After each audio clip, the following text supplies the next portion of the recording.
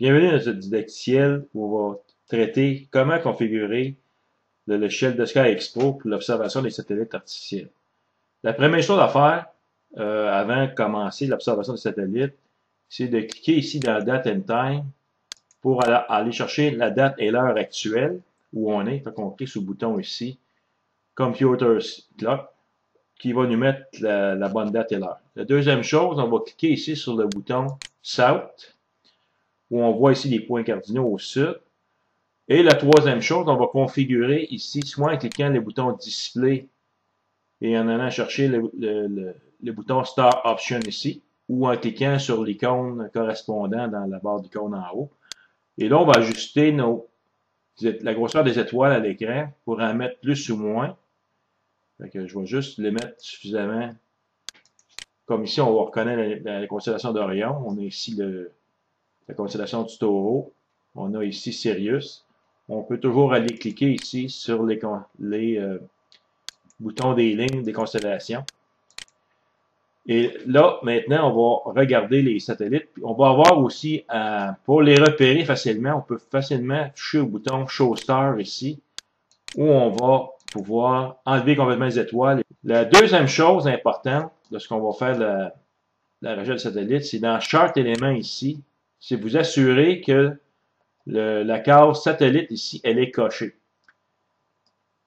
Et si on veut mettre les labels, le nom des satellites, encore là ici, on clique sur l'onglet Labels ici, et on rentre soit ici, là je l'avais déjà rentré, fait qu'on commence à rentrer SAT, et là lui il détecte satellite, on clique dessus, et on voit ici satellite qui est comme en bleuté ou en surbrillance, on le coche tout simplement.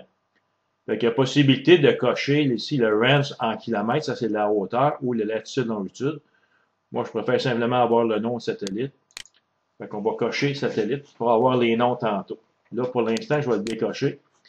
Mais c'est important que si vous voulez voir afficher les satellites, surtout dans Chart Elements, que le satellite ici soit coché.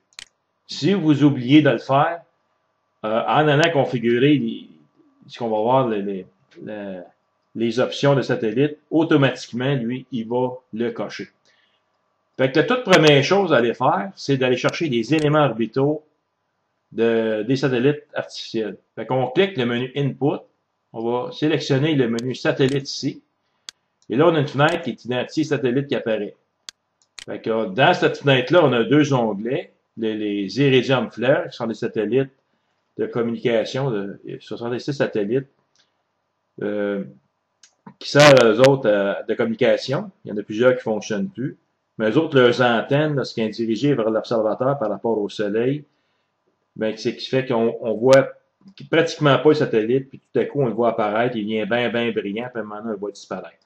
Le Sky Expo, ce qui est intéressant avec ce logiciel-là, c'est qu'il nous fait simuler un peu ce qu'on verrait dans le ciel. On peut même aller voir exactement où est situé le satellite, où il va passer parmi les constellations, et quel sera l'effet lorsqu'on va l'observer. Ça, on y reviendra tantôt. Pour l'instant, on va aller chercher les éléments orbitaux sur Internet. Il faut que vous soyez branchés sur Internet. La première chose ici d'aller cliquer, c'est Import from the web. Bien, si je clique sur ça, vous avez une série de bases de données que vous pouvez aller chercher sur Internet. Vous avez les satellites radioamateurs, on a les satellites géostationnaires ici, les Global Stars, on a d'autres géostationnaires ici, les GOES, les satellites d'observation de météo, les satellites Iridium, on a la Station spatiale internationale, International Space Station, qu'on voit ici. On a aussi les 100 plus brillants satellites, c'est ceux-là que je choisis principalement lorsque je fais l'observation. Vous allez commencer par juste cocher ici les 100 plus brillants satellites. On viendra aux autres plus tard. On a coché celui-là. Ensuite, on clique sur Download. Le logiciel a téléchargé les derniers éléments orbitaux. On voit ici que l'âge sur la base de données que j'ai présentement téléchargé, l'âge est d'environ 1,3 jours. C'est important d'aller faire un rafraîchissement des éléments orbitaux pour être le plus proche possible des éléments les plus récents. parce que la Terre fait beaucoup de perturbations, puis le Soleil également, ce qui fait que les éléments orbitaux changent avec le temps et très rapidement. Fait que pour les satellites artificiels, c'est important d'aller faire une mise à jour régulièrement. Ici, dans la base de données que j'ai été chercher, j'ai 152 satellites qui étaient sélectionnés. Une autre possibilité d'importer les éléments orbitaux des satellites, c'est si vous avez un fichier que vous avez été chercher sur Internet pour un satellite particulier, avec les Two Lines Elements, les fichiers TLE. C'est un fichier en général, un fichier texte. Vous allez le mettre dans l'onglet satellite, dans le C Documents Software BISC satellite. Et là, vous pouvez l'importer à partir d'ici. Normalement, vous allez l'importer. Le fichier va être un fichier texte, comme ici. Puis le fichier texte, il doit contenir seulement qu'il y ait 2 lignes. Si vous allez voir la page 135 du guide d'utilisation, on parle ici d'importation de fichiers avec les éléments orbitaux satellites, comme ici. Vous avez le nom de satellite et les éléments orbitaux. On a 2 lignes ici. Fait que pour que ça contienne seulement que ça, vous avez simplement qu'à vous baser sur des éléments orbitaux qui apparaissent dans la plupart des fichiers texte qui contiennent des éléments TLE des satellites. Vous allez pouvoir les importer comme ça. On va cliquer ici sur Show Satellite. En cliquant ici, regardez bien ici dans la case Chart Elements. Tantôt, je ne l'avais pas coché, mais en allant chercher mes éléments orbitaux, automatiquement, lui, regardez bien qu'est-ce qu'il va faire. Il est allé le cocher automatiquement. Donc, si vous l'oubliez, lui, il va le faire pour vous. Et il l'a coché ici. C'est important que la case ici soit cochée, parce que si on la décoche, on voit que les satellites ne sont plus là. Ici, on va voir le bouton tantôt Brightness, à quoi il sert. Et on peut également mettre la possibilité de mettre un path, c'est-à-dire un déplacement d'environ 2 minutes, sur une longueur de 2 minutes de temps. On voit comme une ligne qui va tracer dans le ciel. Puis ça va être un peu l'orbite, une partie de l'orbite des satellites. Parce que si on mettait toute l'orbite au complet, on aurait un écran complètement saturé. Fait qu'on va aller voir si on en a. Fait que juste pour m'assurer qu'on est bien ajusté, le 16 mars 17h10, c'est ce qui est présentement. On voit la date et l'heure en bas ici. On est à l'heure avancée. Bon, je vais enlever les étoiles. Fait que présentement, j'ai 3 satellites qui sont visibles dans l'écran. Fait qu'on voit 3 petits points qui se déplacent. Là, on va cliquer sur le bouton ici, Show Satellite Path. Fait qu'on voit ici, sur une longueur de 2 minutes, on pourrait le réduire si on veut. Mettons, si je veux la mettre seulement sur 1 minute, ou même une demi-minute. On voit ici le satellite qui se déplace le long de son orbite. Fait que ça nous donne une idée de la direction qu'on va prendre les satellites lorsqu'ils vont se déplacer. Si je veux remettre les étoiles, fait qu'on voit le satellite. Puis lorsqu'on est rendu au bout ici de son segment, mais il va simplement reporter un autre segment à peu près jusqu'ici. Lorsqu'on est rendu au bout, il va le reporter. Fait que finalement, son orbite, si on le regarde, il va s'en aller ici au bout. On va voir ce qui va se passer. Il est rendu au bout. Il vient de refaire un autre segment. Fait que ne pas faire le segment trop long non plus. Fait qu'en général, une demi-minute, c'est parfait. Puis ici, le bouton Brightness, qu'est-ce que ça fait? C'est que ça met le point de satellite un petit peu plus brillant ici parce qu'on a de la misère à le voir, c'est la ligne grise. Fait que moi, ce que je fais, c'est que je le rallonge, je vais juste le baisser ici. Fait que regardez bien ici. Je vais le mettre au maximum, mais le point il est beaucoup plus gros. Fait que ça nous permet de le voir facilement dans le ciel. Là, maintenant, si on veut savoir lequel que c'est, on va aller cliquer sur Labels ici.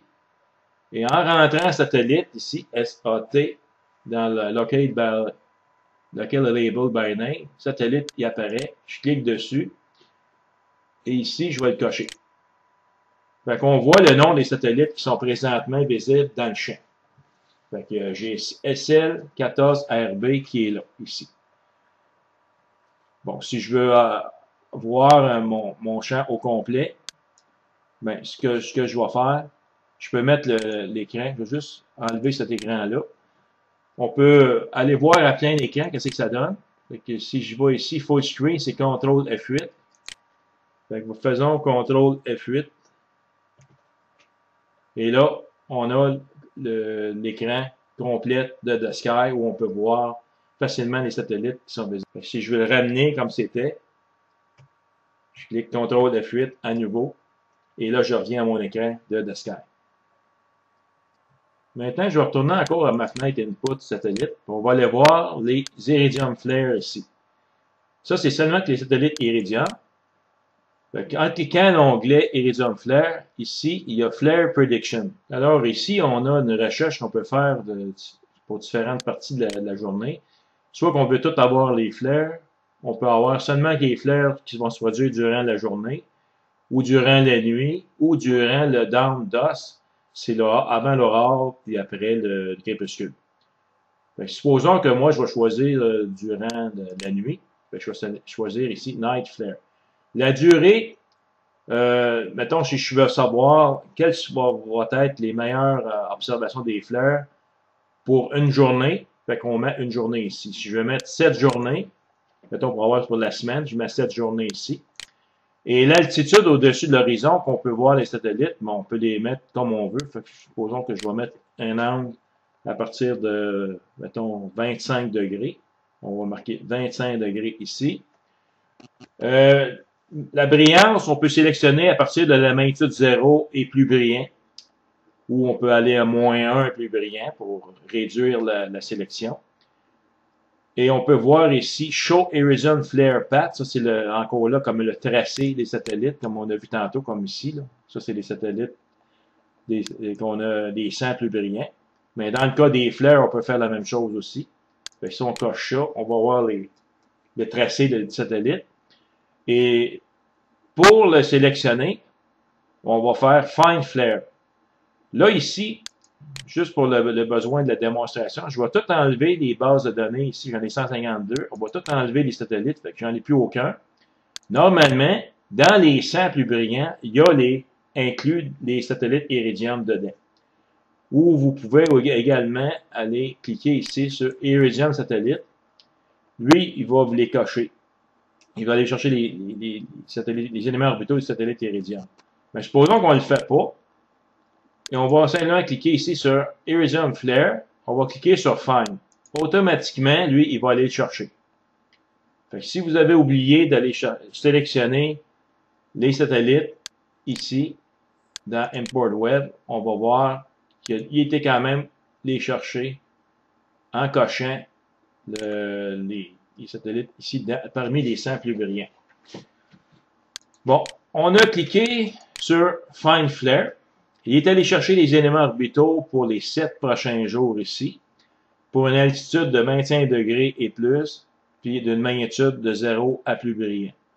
Ici, le bouton, c'est Computer Clock. C'est la même chose que si j'allais cliquer ici sur le bouton Computer Clock ici. On met ça à partir de la date maintenant. Je vais refaire encore le Find des flares. Et là, ici, on voit où va être c'est notre coordonnée de notre site d'observation. Dans mon cas, moi, c'est Val-des-Bois. C'est le même qui apparaît ici dans la barre en bas. Et on peut voir quels vont être les satellites ici qui vont être les plus intéressants. J'en ai à 9h02, j'en ai à 5h51, à 8h12, le soir, tout ça. Supposons que j'en prends un qui est relativement brillant. Ici, j'en ai un de magnitude -3.3. Je le sélectionne. Fait qu'on voit ici, il est complètement sélectionné. Ça, c'est l'Iridium 53. Ça, c'est le jour julien. Lui, il va être de magnitude -3.3. L'altitude et l'azimut, où on va le voir, c'est 52 degrés d'altitude, donc c'est assez haut, et une azimut de 197 degrés. C'est un petit peu vers le sud, ça. Parce que par rapport au pôle nord, c'est l'est. L'est est à 90 degrés d'azimut.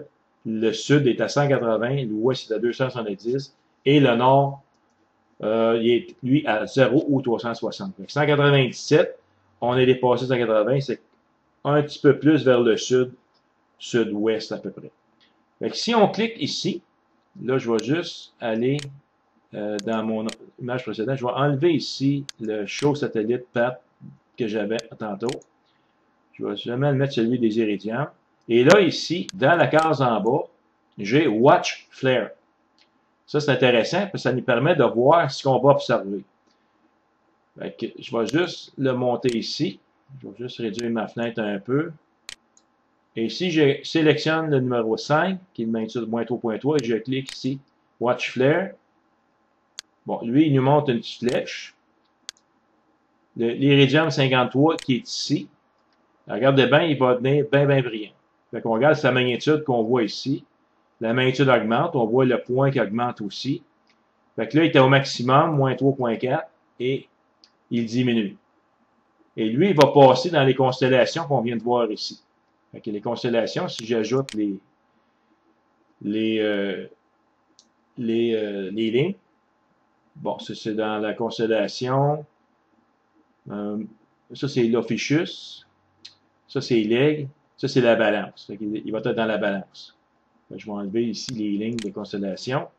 On va refaire encore l'exercice. Alors, si j'en prends un autre, juste pour faire une autre démonstration, supposons que je prends le numéro 9 ici, qui va se produire le 19 mars 2012 à 8h18 dans la soirée, PM. Ici, on a l'UTC, c'est Universal Time. C'est le temps universel. Fait qu'on rajoute 4 heures. Fait qu'on va tomber au 20 à 0h18. Moins 1.6 celui-là. Puis l'altitude, 40 degrés, et l'azimut, 2 degrés. C'est pratiquement au nord, ça. Fait que lui, c'est l'iridium 80. Fait que si je le sélectionne, je clique Watch Flare. J'ai mon petit bras ici avec mon laser qui pointe tout ce qui est. Puis en fait, ici, je vais avoir deux passages. On voit ici, il y a deux satellites iridium qui passent un côté de l'autre, qui vont faire un flash quasiment en même temps. Ça risque d'être un phénomène assez intéressant. Ça, c'est comme pour surveiller les satellites iridium. La fenêtre qu'on a vue ici dans le satellite, si on clique sur Iridium Flare ici, c'est la même fenêtre qu'on va retrouver si on va dans les outils en haut, dans le menu Tools, dans Iridium Flare ici. C'est encore la même fenêtre. Il y a plusieurs manières avec Deskai de faire apparaître des choses, comme j'ai déjà expliqué dans d'autres didacticiels. Mais lui, c'est la même fenêtre. On a ici la fenêtre des satellites. On peut l'avoir soit ici, dans le menu Tools, dans Iridium Flare ici, ou dans le menu Input ici, dans Satellite. On a la même fenêtre ici, sauf que lui va arriver à Satellite, alors que lui, Tools, on va arriver, on va voir, il va sélectionner Iridium Flare ici. Il sélectionne le bon onglet. C'est comme ça qu'on peut sélectionner les prédictions. On peut savoir quels seront les iridiums pour les 7 prochains jours ou les 2 prochains jours, c'est nous autres qui déterminent. Puis là, ce qu'on veut tout effacer la fenêtre ici, on clique simplement sur Remove All Flare ici, et là, on a tout enlevé. Si je regarde ma fenêtre du ciel et j'enlève les étoiles, on voit qu'il y a plusieurs iridiums qui vont être visibles le soir. Et si vous voulez voir la date et l'heure, toujours, mais c'est ici, c'est le 19 mars 2012 à 20h19. C'est ce qui va être visible dans le ciel à ce moment-là. Si vous voulez observer les iridiums, tout ce que vous allez faire, c'est de 1, on peut soit prendre celui-là, Iridium Flare, on fait la prédiction, on va en prendre un au hasard. J'ai celui-là ici. Alors, si je fais l'expérience ici, si le 19 mars 2012 à 5h51 AM du matin, Daylight Saving Time, si j'ajuste mon heure ici, le 19 mars 2012 à 5h51, je vais le mettre un petit peu avant, 5h04, et là, je vais laisser aller le temps de ici. On voit les secondes qui défilent, fait que je devrais avoir justement, il apparaît ici. À 21, à 5h51 26, on devrait avoir le phénomène. On surveille l'heure ici et on va regarder ici. On devrait voir apparaître les magnitudes qui changent. Bon, on voit ici la magnitude arrive, qui va donner -1. Là, on voit qu'il grossit. Il est devenu -1 et on le voit disparaître. Donc, la prédiction, c'est ici. Si on veut observer le satellite en question, il faut être présent à l'heure et la date prévue. Et on regarde dans les directions ici, altitude azimut, où ce que c'est. Et si vous connaissez votre ciel, mais là, c'est plus facile encore. On peut mettre les constellations. On va remettre ici l'expérience. Ça, c'est le trajet qu'il va faire. Il nous avait prédit que ça serait dans la région ici du serpent ou de la balance. On remet ici l'horloge et à 26, on va voir passer notre satellite Iridium 54 qui va grossir. Là, on ira à 20, 21, 22. On commence à voir les magnitudes changer. Et c'est le maximum -1 qui va atteindre. -1 est atteint ici. Et on voit qu'il est plus brillant. Et il va donner moins brillant. C'est exactement le phénomène qu'on va voir dans le ciel. C'est vraiment intéressant d'observer ça, soit à l'œil nu, aux jumelles, ou même au télescope. Toujours dans l'observation des satellites, dans l'onglet Tool ici, on a un outil qu'on appelle Satellites from Above Earth. Si on clique sur ça, on voit apparaître une fenêtre de la Terre. C'est la même fenêtre qu'on s'est servi pour chercher nos éclipses ici, dans les précédents didactiels. Les étoiles en 3D ici, qu'on pouvait voir autour du Soleil. Le système solaire dont on pouvait voir les orbites, qu'on voyait ici dans les outils Tool. Fait qu'on Solar and Lunar Eclipse. Également, on avait vu Object, ici, système solaire et 3D Star. Maintenant, c'est Satellite from Earth. Fait, si je clique dessus, il va aller sélectionner cet onglet-là, dans cette fenêtre-là. On retrouve notre planète Terre, ici. Là, présentement, on est ici au Québec. Je vais juste replacer ma Terre de manière... On voit mon point qui est ici, qui est ma position, ma localisation.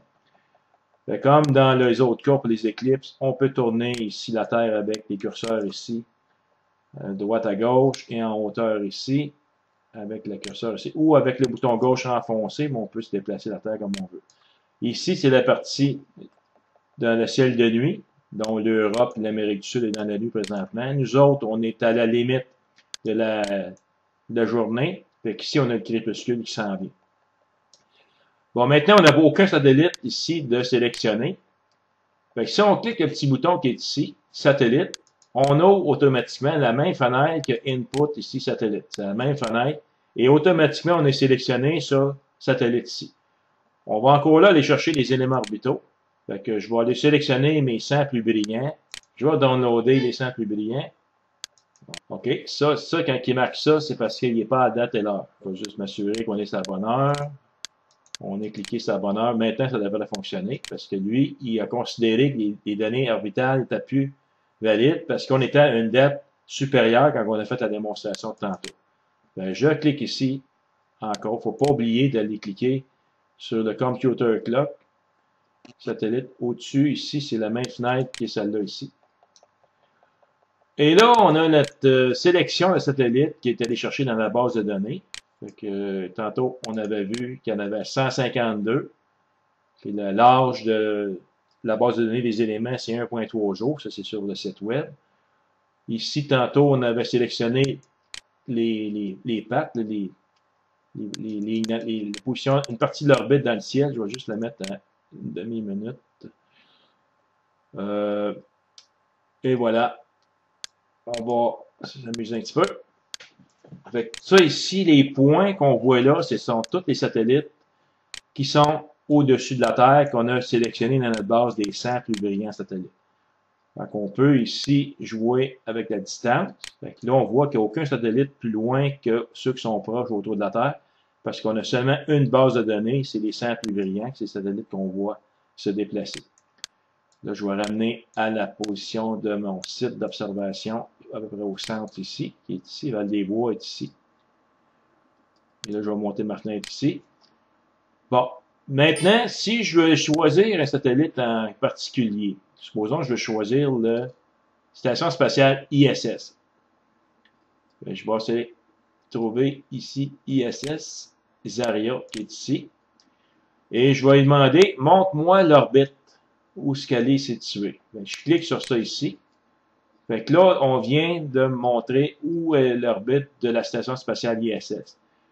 On va tourner la Terre, puis ici, on a un endroit, juste pour la, on va la tourner comme ça. ISS, présentement, c'est où elle est ici. C'est le petit point. Présentement, elle se dirige un peu vers le Japon, dans ces coins-là. Je vais mettre mon point, je vais revenir ici dans ma base de données.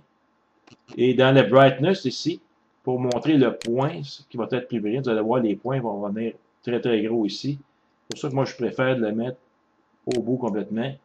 C'est plus facile pour moi de le trouver. On va fermer la fenêtre ici. Et si je regarde autour de l'orbite, si je suis l'orbite, ben, ISS se trouve là où on voit le nom apparaître ici. Fait qu'elle est présentement ici. Et si je laisse, je vais mettre au maximum pour grossir un peu plus. Si je laisse mon point, mon curseur dessus, on va voir que la station se déplace au-dessus de la Terre. Fait que présentement, ISS, elle est carrément en dessous de la Terre, complètement en dessous de nous autres. Elle n'est donc pas visible de la Terre. Par contre, si je voudrais savoir quand est-ce qu'on va la voir de mon site d'observation de Val-des-Bois, ben, ici, il y a un petit bouton qu'on appelle Find Best Passes. J'ai fait une recherche ici de 16 jours. Je vais baisser un petit peu mon séjour. Je vais le mettre, mettons, pour 4 jours. Et là, je vais simplement cliquer ici sur Find Best Passes. Et comme j'ai sélectionné ici ISS, et lui, il va me trouver les dates et les heures des meilleurs passages au-dessus de mon horizon. Je clique sur ça ici. Je m'aperçois que je vais en avoir un ici, un passage, le 17 de mars 2012 à 6h36 du matin. Fait qu'elle est visible dans le ciel du matin à Val-des-Bois, ici. Et en cliquant dessus, je peux pas cliquer sur les autres, ça montre un peu les orbites qu'elle va faire à ce moment-là. Fait qu'exemple ici, si je clique à le 18 mars 2012 à 7h15, et là, j'essaie de voir où elle va être. On voit ici qu'elle va être au-dessus de l'horizon. Elle est ici, le Zarya, là. Elle est ici. Ici, je vois qu'il apparaît des iridiums dans les satellites. Ça, c'est probablement parce qu'elle était encore dans ma sélection d'iridium ici. Ce que je vais faire, c'est que je vais tous les enlever en cliquant le bouton Remove All Flare ici, puis là, ils vont disparaître ici. Parce que je ne veux pas avoir trop d'éléments. Dans les meilleurs passages qui vont se produire à Val-des-Bois, si je clique ici, ben, je vais en avoir un ici. Ben, on voit Val-des-Bois ici, et on voit elle va passer ici, pas tellement loin, au sud de Val-des-Bois. Si je regarde l'autre qui va avoir lieu le 18 à 5h40 du matin, AM c'est le matin, lui il est un petit peu plus au sud, lui ici. Je vais en avoir un autre le 18 à 7h15, il va peut-être quand même dans la partie visible, on ne verra pas. On voit ici qu'il va commencer dans la partie sombre, dans la partie de la nuit, quasiment à la fin de la nuit, et il va disparaître dans le jour. C'est comme ça qu'on peut détecter les meilleurs passages de satellites ISS. À chaque fois que je clique dessus, si vous regardez ici, date and time, ça m'amène automatiquement à la date et l'heure des meilleurs passages. Fait que le 17 mars à 6h36, on a ça ici. Ça veut dire qu'automatiquement, on peut voir de la carte ici sur la Terre où il va passer. Mais si je vais voir, je vais juste m'assurer ici, Update Sky Chart est coché. Parce que ça ici, ce que ça fait, c'est qu'on va le voir se déplacer dans le ciel. Et on va les sélectionner dans le ciel où va être le passage de ISS. Fait qu'on voit ici qui apparaît dans la carte ici. Et on va le faire activer. Fait que si on pèse ici, comment va être son passage, on va voir qu'il arrive du sud, il va passer dans le Scorpion, il va monter, puis si on met la carte moins précise, on va mettre même les lignes de constellation. C'est facile à voir.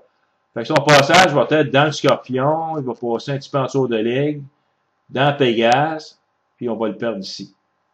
Fait que ça, c'est le passage qui va être le matin ou ce qu'on a sélectionné ici, là, le 17 de mars à 6h37. On va aller vérifier avec Evans above quelles sont les données, eux autres, ce que les autres prédisent, parce que Evans above, c'est fait par des scientifiques très précis. Fait qu'on va aller voir si les dates ici qu'on a le 17 de mars à 6h36, on va les retrouver. Fait qu'ici, si je clique dessus, j'ai fait une recherche pour les meilleurs passages à venir de la station ISS, passage visite à Val-des-Bois. Et j'obtiens le 17 de mars ici une magnitude de moins 1.3. Ça va commencer à 6h37. Ça va finir à 6h43. Et il va passer à une altitude de 26 degrés. Et si je clique sur la date ici, 17 de mars, j'obtiens une carte de Heavens Above qui montre le passage de la station spatiale ISS. Fait qu'on voit ici, ça va débuter à 6h37. Ça va monter ici dans le Scorpion. Ça va passer en dessous de l'Aigle et ça va se terminer sous Pégase. Et si je vais voir qu'est-ce que lui me dit de Sky, bon, encore, on a le même trajet. Fait qu'il va arriver ici, dans le Scorpion, va passer sous l'Aigle et il va finir en dessous de Pégase. C'est donc très précis la prédiction qu'a fait de Sky. Je reviens ici. Satellite au-dessus de la Terre. Et le deuxième, j'en ai un ici, le 18 de mars à 5h40. Est-ce que je vais le retrouver également dans la liste? Le 18 de mars à 5h41 ici.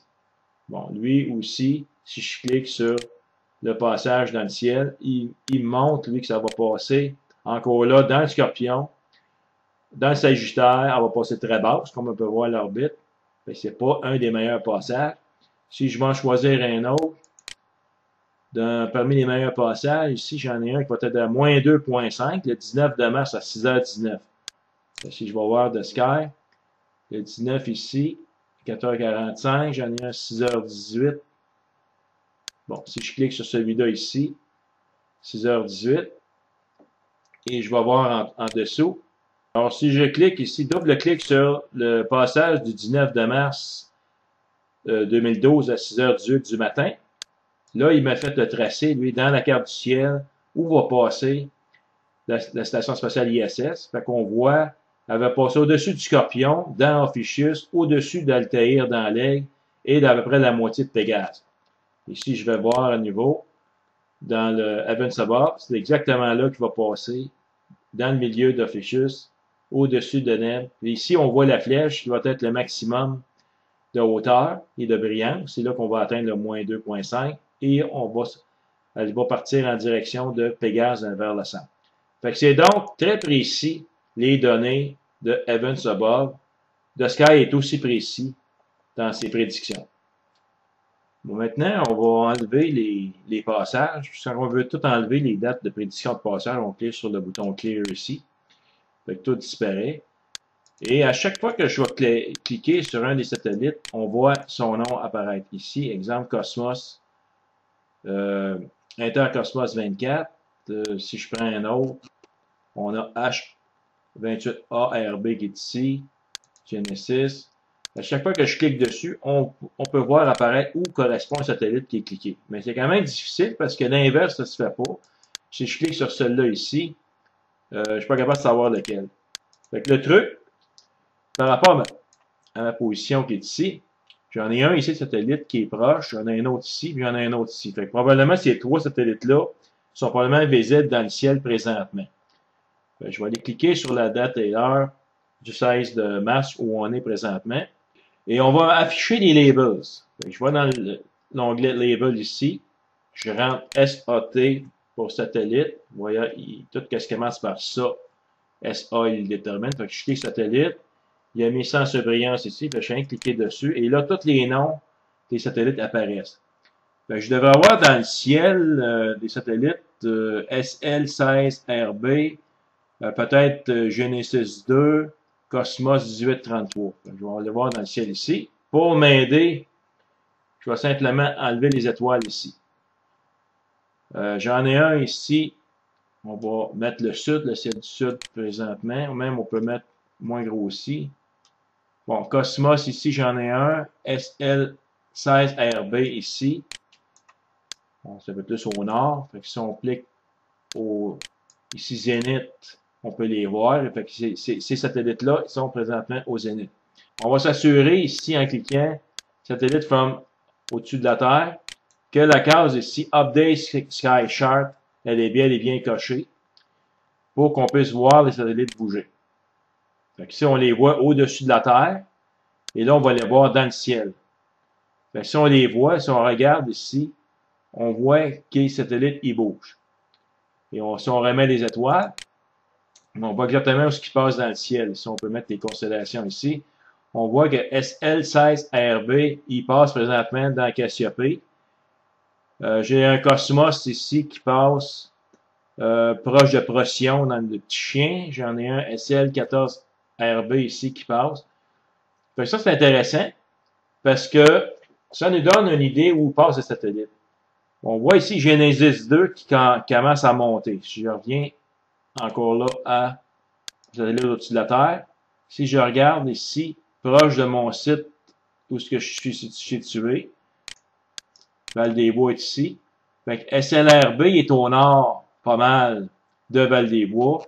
Cosmos SK MED1, il est pas mal, lui, au sud.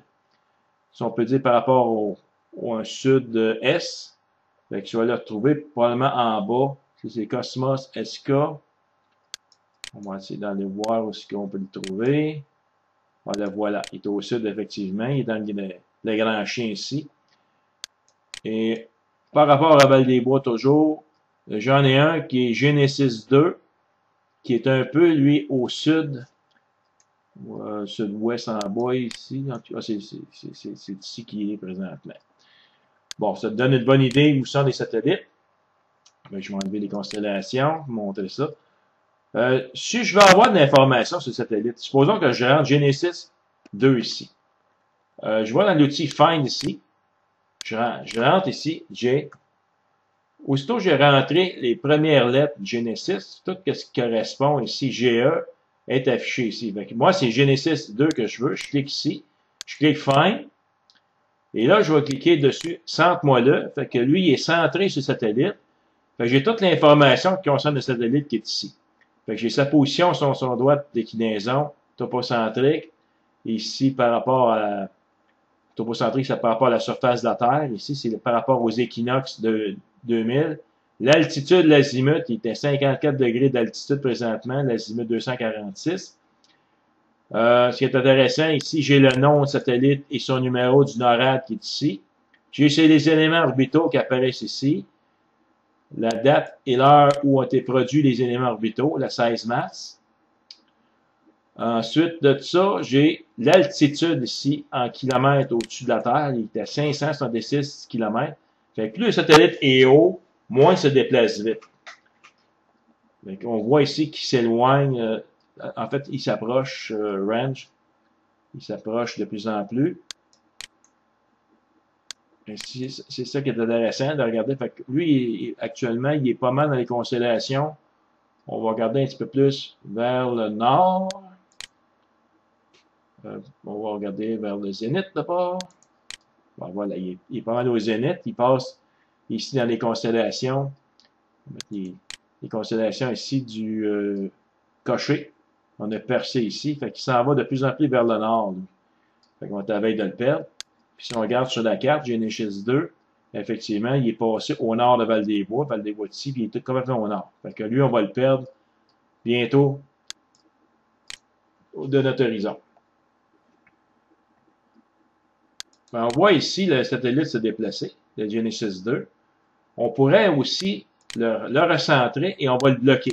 Fait que si on le bloque, le satellite reste toujours au centre. Ici, c'est le bouton bloqué. Ici, c'est Lock On. On voit qui est marqué ici Lock On Genesis 2 avec son numéro de NORAD ici. Fait que lui, le satellite est toujours présent dans le centre, mais c'est le ciel qui bouge. Fait que c'est comme un peu comme le bloquer, ça. On peut toujours grossir ici avec le zoom et on le voit se déplacer parmi les étoiles. En fait, c'est le ciel. Et si je le débloque ici, mais là, lui, c'est le ciel qui bouge pas, mais c'est le satellite qui bouge complètement. Bon, nous autres, tantôt, on est allé voir seulement que les satellites, les 100 plus brillants satellites ici. Je vais aller chercher les géostationnaires. Les satellites géostationnaires sont situés à environ 36 000 km au-dessus de la Terre. C'est des satellites de communication, de météo, qui sont au même point dans le ciel. C'est intéressant à observer ces satellites-là. On va montrer un peu que c'est ça. Fait qu'ici, j'en ai dans la liste des bases de données satellites. On va aller chercher Geostationary Operational Environmental Satellite, des GEOS, GEOS. Fait que je clique sur ceux-là. En fait, des Horizon satellites, c'en est d'autres, ça ici. GPS, Intelsat. On va aller voir s'il y en a d'autres. Les géostationnaires ici. Encore là, on va télécharger les bases de données, les éléments Two Lines Elements et TLE. Et on va revenir maintenant, encore là. On va enlever les étiquettes, les bulles. Les étiquettes, on va les enlever. Regardez ici, le long de l'équateur céleste, comment il y en a des satellites géostationnaires. On va mettre l'équatorial grid, où on va voir ici à 0 degré, ça c'est l'équateur céleste qui passe ici. Ça passe à peu près à la hauteur de la ceinture d'Orion. On voit un petit peu plus bas ici, c'est question de perspective. Mais si on grossit, on va enlever les étoiles pour voir mieux. On va enlever les nébuleuses aussi. On va juste laisser quelques nébuleuses. Sur c'est la nébuleuse d'Orion qui est ici. On va grossir un peu les satellites géostationnaires. On va aller voir comment ils se comportent lorsqu'on grossit. Un géostationnaire, en principe, il est toujours à la même position dans le ciel. Si on prend une photo avec un télescope, on pointe dans la direction des géostationnaires, on va voir le ciel défiler en arrière et le satellite va être un beau point dans ça. Là, je vais remettre les étoiles. Regardez bien ce qui se passe. Je vais mettre mon curseur sur un des satellites géostationnaires. Lui, c'est EchoStar numéro 6. Comme on voit ici, le satellite géostationnaire, lui, il ne bouge pas. Il y en a 3 ici qu'on voit dans l'écran. Là, j'ai mis le patte ici pour les reconnaître. Si je mets mon point au centre ici, EchoStar 8, l'autre ici, c'est lequel? EchoStar 1. Et lui, c'est EchoStar 6, mais je vais mettre celui du centre. Malgré que je laisse un certain temps là, mon curseur, ici, malgré que je laisse un certain temps mon curseur, les satellites, ils ne bougent pas. Ils sont toujours à la même place, au-dessus de la Terre. Fait qu'ils tournent en même temps que la Terre tourne. Fait que c'est pour ça que les autres sont toujours dirigés au même point dans le ciel, ou à peu près, parce que ça peut faire un petit jeu sur leur orbite, de quelques minutes d'acte. Des fois, ça peut aller quelques degrés. Là. Ce qui est intéressant à observer les satellites géostationnaires, c'est que quand on regarde ça au télescope, si on arrête notre moteur, on va voir les étoiles se déplacer, mais les satellites vont rester là. Fait que c'est le fun, c'est qu'on voit tous les satellites, les étoiles comme des points brillants, mais à un moment donné, on voit les étoiles qui bougent, les points qui ne bougent pas, ce sont les satellites géostationnaires. Fait que c'est très intéressant à observer.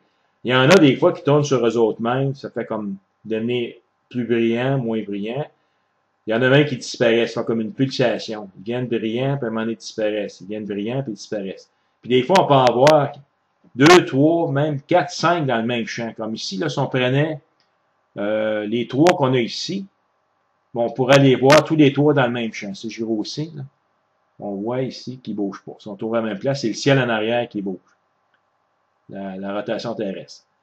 Et ça, c'est les satellites géostationnaires. On va enlever ici les pattes, juste pour montrer. C'est soit dans celui-là que je vais l'enlever ou dans l'autre. On va aller voir ici. Donc, satellite pattes, ici, on devrait plus les voir.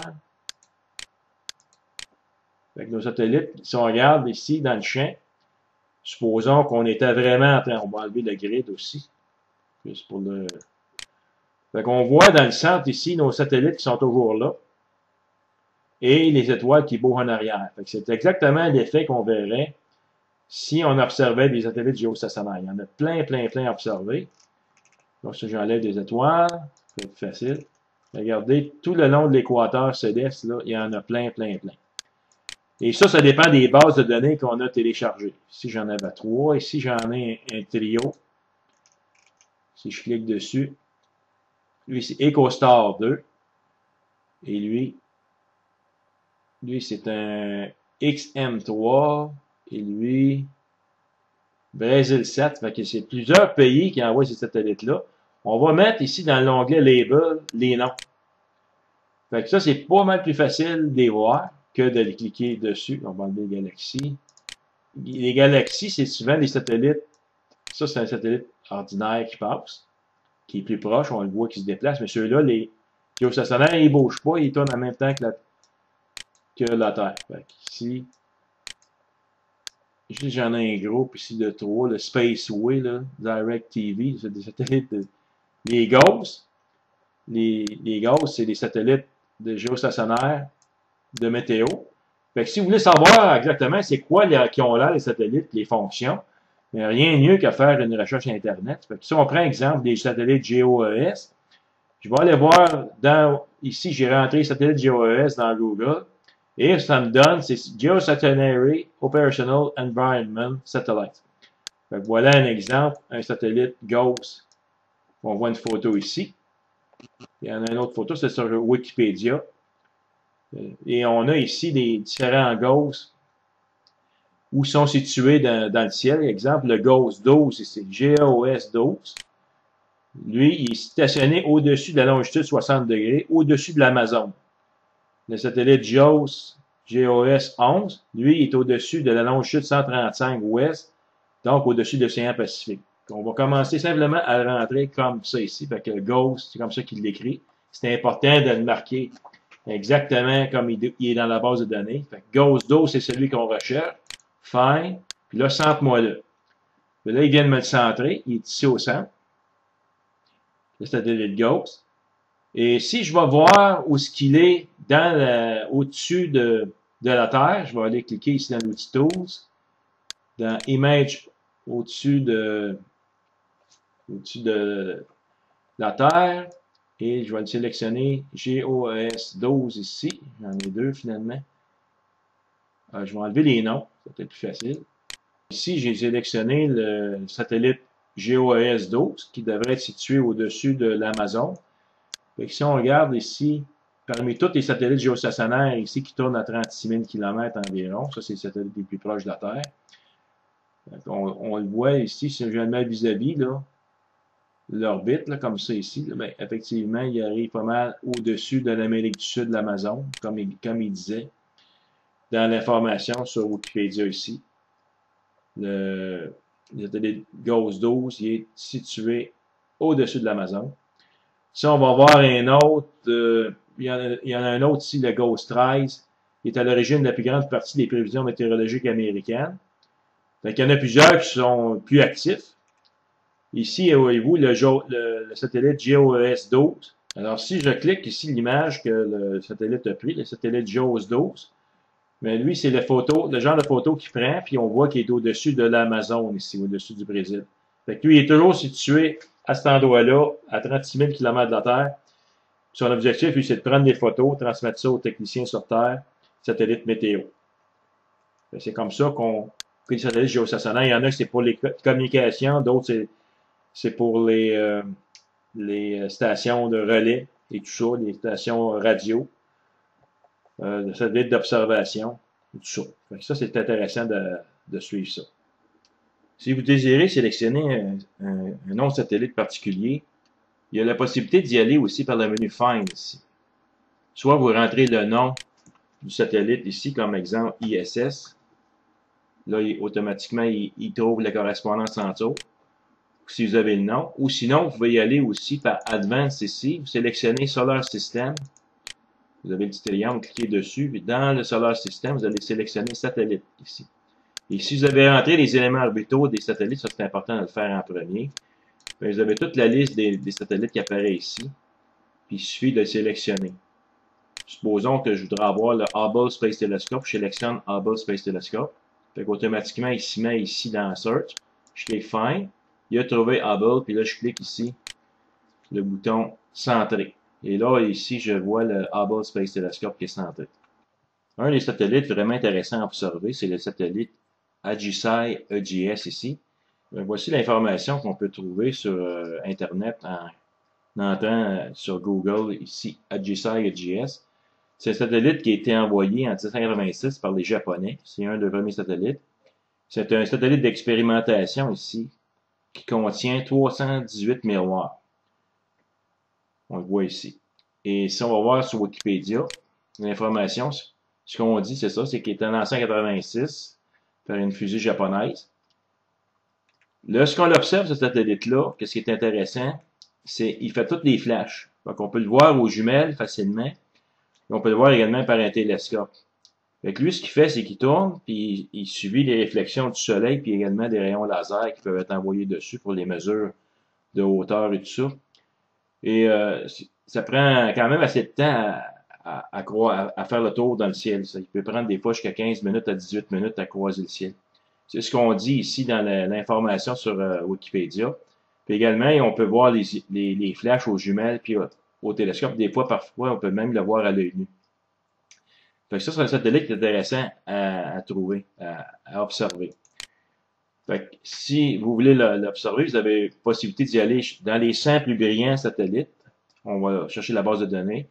Il apparaît parmi les premiers par ordre alphabétique. Si vous sélectionnez ici AGSI, par la fonction avancée, système solaire, satellite du menu Find ici, ou simplement vous rentrez ici AJ, et là automatiquement il le trouve. Fait qu'on clique dessus, puis on dit Find, et on le centre ici. Fait que là, voilà ici le satellite qui est localisé. Maintenant, si on retourne à notre outil satellite au-dessus du ciel, on va essayer de savoir, on va éclairer les orbites ici, on va essayer de savoir où et quand il va être le meilleur passage satellite. Fait qu'on le sélectionne. Ensuite, on fait Find Best Passes pour les 7 prochains jours. Et si on regarde ici les temps à 7h40 le soir, j'en ai un ici à 9h44, ça c'est intéressant. Fait que si on regarde l'orbite, par rapport à ce que je suis situé, je vais juste enlever les labels, les satellites, pour qu'on puisse mieux voir. Fait que Val-des-Bois, lui, est situé ici. Puis on va voir ici le satellite qui va passer. Fait que si je veux voir exactement dans le ciel son orbite, ce que je fais, en cliquant ici automatiquement sur l'information ici, puis si je veux voir dans la date et heure, j'ai l'information du 17 mars à 21h44. Je vais enlever la... Et là, ici, j'ai simplement qu'à faire centrer. Et voici l'orbite qui va donner, il va passer. Puis ça, c'est l'orbite. Si je mets les constellations, mais on va voir, il va passer dans la tête de la baleine. Il va passer en dessous d'Orion. Ça, c'est le lièvre. Il est quand même pas très haut parce qu'on voit sur la photo ici dans le satellite au-dessus du ciel qui va passer quand même très au sud par rapport à nous autres. C'est pour ça qu'on va le voir bas à ce moment-là. Mais ça prend quand même un bon nombre de temps. Il peut prendre 15 à 20 minutes. Fait qu'avec une paire de jumelles, exemple, si on voit qu'il passe dans la tête ici de la baleine, si on reconnaît les étoiles des constellations, mais avec une paire de jumelles qu'on est stabilisé sur un trépied ou une monture, mais là on peut le voir, c'est un petit point qui va flasher. C'est super le fun à observer. Et également, si vous avez un télescope de branché, si vous êtes ici pour observer satellite, avec lui, on l'a centré. Find centré ici. Fait que en cliquant ici sur le télescope, ben lui, il va se diriger sur le satellite, puis on va pouvoir le suivre au télescope. Fait que évidemment, ça prend une monture qui est capable de le suivre. Pas toutes les montures qui peuvent le faire. Les LX200 classiques de Meade, certaines montures de Celestron, les Paramount, tous ces genres de montures-là peuvent le faire. Fait que n'importe quel objet dans le sky, y compris satellite, vous pouvez les suivre avec le télescope une fois que celui-ci est branché. On verra ça dans un prochain didacticiel. Fait que ceci met fin au didacticiel sur l'observation des satellites artificiels. Vous pouvez aller chercher les bases de données sur Internet, aller faire des recherches sur Internet, sur Google, pour savoir quel satellite il s'agit. Les géostationnaires, c'est très intéressant à observer et à photographier, comme on a vu. Et on peut en avoir 3 ou 4 dans le même champ. L'idéal, c'est d'utiliser des champs assez larges puis d'arrêter le moteur du télescope. Là, on va voir le ciel se déplacer, les étoiles du ciel se déplacer en arrière-plan, mais les géostationnaires, les autres, demeurent toujours à la même place. C'est d'essayer de les trouver. Puis il y a certains satellites qui sont particuliers, comme le Hubble, le ISS, la Station spatiale internationale. Elle, on peut la suivre au télescope, on peut voir les structures dessus toutes. On a vu comment aller chercher les meilleurs passages. Et évidemment, il faut avoir un télescope capable de le suivre. Et on peut également avoir d'autres satellites comme EGS, EGS, qui permet, lui, de voir des flashs. Il y a des satellites qu'on peut voir tourner. On voit comme des pulsations. Il vient brillant, il vient faible, il vient brillant, il vient faible. Il y a également les satellites, les Iridium, qui eux autres sont faibles. Ils viennent très, très, très brillants. Après ça, ils viennent faibles. Ça peut faire de très, très belles photos.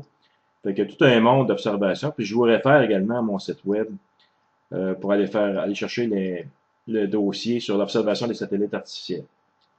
Fait que ceci met fin au présent didacticiel sur l'utilisation de Sky Expo pour l'observation des satellites.